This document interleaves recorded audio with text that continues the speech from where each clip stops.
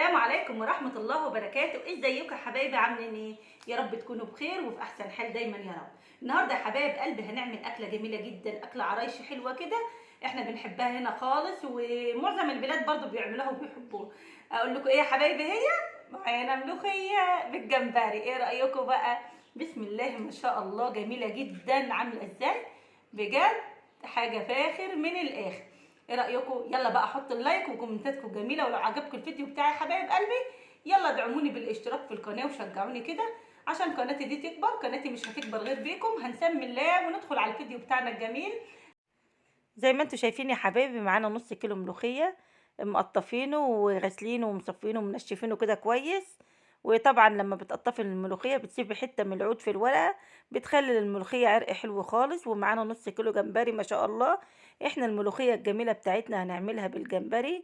يا جمالها وحلاوتها بالجمبري، بتطلع معانا حاجه كده روعه. بجد بتطلع مسكره وجميله جدا يا حبايبي، جربوها تعجبكم. دي أكلة هنا مفضلة في العريش يا حبايبي، وكل الناس بتعملها. ما شاء الله بتطلع جميلة جدا وطعمها حلو وكلها غذاء ما شاء الله. أنا طبعا ما كانش عندي شوربة فقلت أعملها النهاردة بالجمبري. طلعت معانا أحسن طبق ملوخية يفتح النفس على الأكل كده. لو عجبكم طريقتي يا حبايبي حطوا اللايك وشجعوني وادعموني كده. هنا يا حبايبي هنخلط الملوخية كويس. أنا ما بحبهاش تبقى الملوخية ناعمة، أنا بسيبها خشنة كده زي ما هي. انتوا لو حابين بتنعموها ده كله حسب ايه رغبتك. هنسمي الله كده. خلصنا الملوخيه ونروح على البوتاجاز. يلا بينا حبايب قلب على البوتاجاز نشوف هنعمل ايه. زي ما انتوا شايفين يا حبايب احنا معانا حله اهو، نزلنا عليها بشويه توم حلوين كده، معلقه توم حلوه كده مهروسه. التوم ده انا مخزناه في الفريزر يا حبايبي ما شاء الله. هنحمرها كده كويس وبعد كده ما تتدبل وتتحمر هننزل كمان بقرن فلفل واحده واحده كده معاكم حبايب قلبي. هنحمر كده الثوم بتاعنا كده الجميل ده، وهننزل بشويه فلفل برضو اخضر ونقلبهم كده حبايبي كويس لحد كده ما يحمروا معانا. بسم الله ما شاء الله. دي الملوخيه دي يا حبايبي طعمها حلو خالص، واكله هنا مفضله في العريش. يعني لو عندك ربع كيلو جمبري هتعمليه بيه عادي، بس انا دلوقتي انا هعمله بجمبري مش يعني الروس بتاعت الجمبري انا كنت عملتها شوربه قبل كده، فانا هعملها النهارده بالجمبري بس. زي ما انتم شايفين احنا منضفين الجمبري وغاسلينه وشايلين منه كل الزفاره حبايبي. نشوح كده الخلطه بتاعتنا الجميله الدقه الحلوه الجباره دي، ريحتها مفحفحه والله يا حبايبي ماليه البيتكم. هنا خلاص الثوم اتحمر معانا اهو مع الفلفل اهو زي ما انتم شايفين ما شاء الله، وريحته حلوه خالص جميله جدا. وهننزل بقى بالجمبري بتاعنا الجميل ما شاء الله اهو. هنسيبه كده نشوحه مع الخلطه الجميله الرهيبه دي. طبعا يا حبايبي الجمبري ده متنضف ومغسول ومعصور عليه ليمون ما شاء الله، شايلين كل الزفاره منه. انا بعمل شوربه بروس الجمبري، بس انا روس الجمبري بصراحه عملت بيها شوربه قبل كده.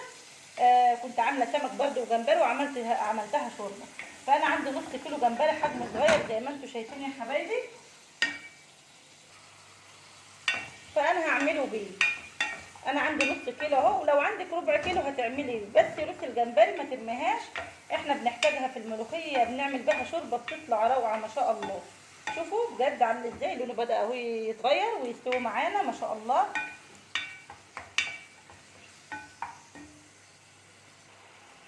وهننزل كده بشويه كمون ما شاء الله، ريحته بدات يعني تبقى جميله جدا بسم الله ما شاء الله. هننزل بقى بعد كده، هو خلاص كده دخل على السوا اهو. هننزل بكوبايه ميه واحده، انا مش هكتر الملوخيه، انا عندي الملوخيه اللي عندي هتعمل حوالي طبق. لان الجمبري عندي مش كتير، فطبعا هنعمل كميه بسيطه علشان يطلع معانا الجمبري حلو كده ومسكر ما شاء الله عليه. خلاص كده هننزل بكوبايه ميه اهي ما شاء الله. هنسيبها كده تغلي كويس مع بعض، وبعدين هننزل بالملوخيه بتاعتنا ما شاء الله على الجمال والحلاوه اهو. ده بقى اللي ينقال له الله الله الله.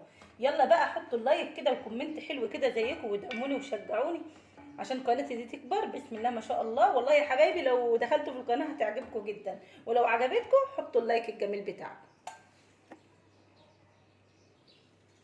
خلاص يا حبايبي الجمبري استوى، هننزل بالملوخيه بسم الله ما شاء الله. قلبها كده كويس.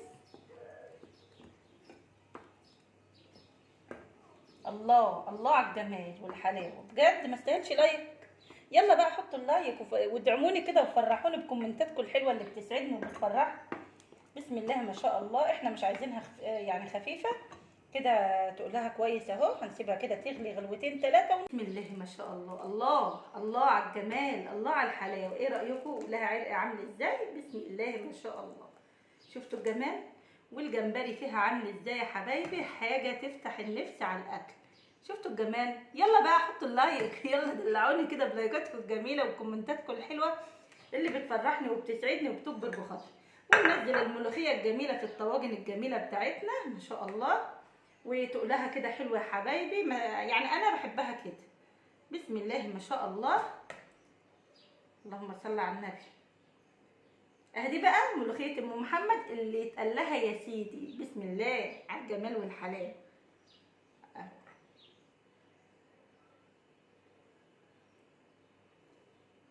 اللهم صل على النبي. شفتوا الجمال اهو زي ما انتم شايفين عامله ازاي يا حبايبي. اقربها لكم كده من الكاميرا. شوفوا ما شاء الله ما شاء الله، ولها عرق وعامله ازاي، والجمبري فيها ما شاء الله عليه. وبكده يا حبايب قلبي انا خلصت الفيديو معاكم. يا رب الفيديو بتاعي يعجبكم وينول اعجابكم. ولو عجبكم يا حبايب قلبي لايكاتكم الجميله وكومنتاتكم الحلوه اللي بتفرحني وبتسعدني وبتكبر بخاطري. مش هطول عليكم بقى يا حبايبي الفيديو. استودعكم الله الذي لا تضيع ودائعه، والسلام عليكم ورحمه الله وبركاته.